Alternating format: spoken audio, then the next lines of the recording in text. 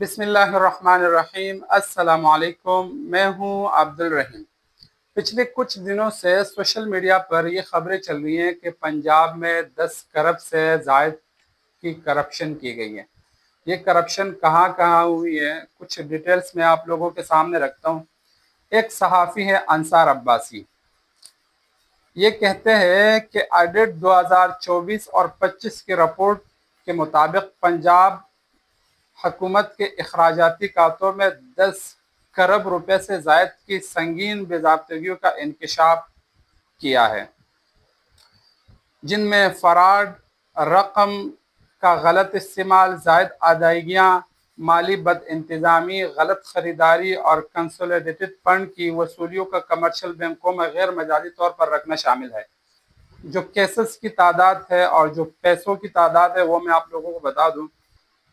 14 cases ऐसे हैं जिसमें फराड और रकम का गलत इस्तेमाल किया गया और इसकी मालियत 3 अरब 1 करोड़ रुपए बनती है। 50 केसेस जायद अदायगियों, रिकवर्स और गैर मजाजी अदायगियों के हैं जिनकी मालियत 25 अरब रुपए है और 21 केसेस माली बद इंतजामी की है जिनकी मालियत 10 अरब रुपए है, जबकि 45 केसेस गलत खरीदारी से मुतालिक है जिनकी मालियत 43 अरब रुपया है।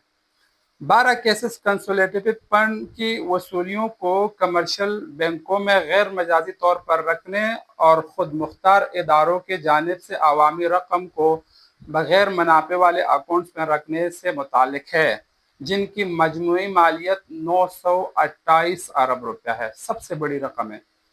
यानी जो फंड है वो बजाय कि सरकारी बैंकों में रखा जाता, उनको कमर्शियल बैंकों में रखा गया।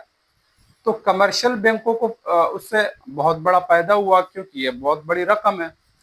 अगर ये फंड सरकारी बैंक में रखा जाता, और ये रखा जाता भी है, सरकारी बैंक में ही रखा जाता है, तो इसमें हुकूमत का फायदा था, इसमें रियासत का फायदा था।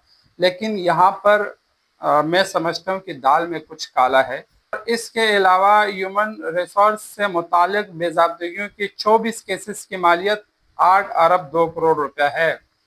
यानी जो फलाह व बहबूद का जो फंड था उसमें 24 केसेस बने और 24 केसेस की जो मालियत है वो 8 अरब 2 करोड़ रुपए है। यानी फलाह व बहबूद को भी नहीं छोड़ा। और कारकर्दगी से मुतालिक खामियों के 7 केसेस है जिसकी मालियत 3 अरब 6 करोड़ रुपए है। रिपोर्ट में इंकशाफ किया गया कि ऑडिट के नतीजे में 25 अरब रुपया की रिकवरी की निशानदेही की गई है। यानी 25 अरब रुपया रिकवर हो सकता है, उसकी भी निशानदेही की गई है कि ये यहाँ से रिकवर हो जाएंगे। उसके अलावा 2 अरब 2 करोड़ रुपया की जो रकम है वो वसूल भी की गई है, जिसे ऑडिट ने तस्दीक शुदा करार दिया है। रिपोर्ट में माली नज़्म व ज़ब्त और मादाती मामलात और इंसानी वसाइल की बढ़ती तनख्वाहों के निज़ाम, असासों के इंतज़ाम और बजट की मनसूबाबंदी व निफाज जैसे शोबों में अंदरूनी कंट्रोल की खामियों की निशानदगी की गई है। रिपोर्ट में सिफारिश की गई है कि इंतज़ामिया को फराड और रकम के गलत इस्तेमाल के मामलात में तहकीकात करनी चाहिए ताकि ज़िम्मेदारों के खिलाफ कानून के तहत कार्रवाई की जा सके। और इसी तरह इसमें और भी बहुत सी तफसील है, लेकिन वीडियो जो है बहुत लंबी हो जाएगी।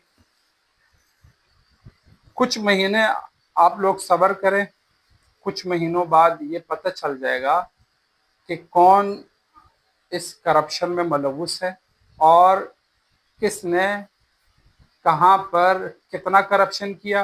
ये चंद महीनों में सामने आ जाएगा, क्योंकि आप इसके ऊपर नैब ने और जो है FIA ने काम करना है।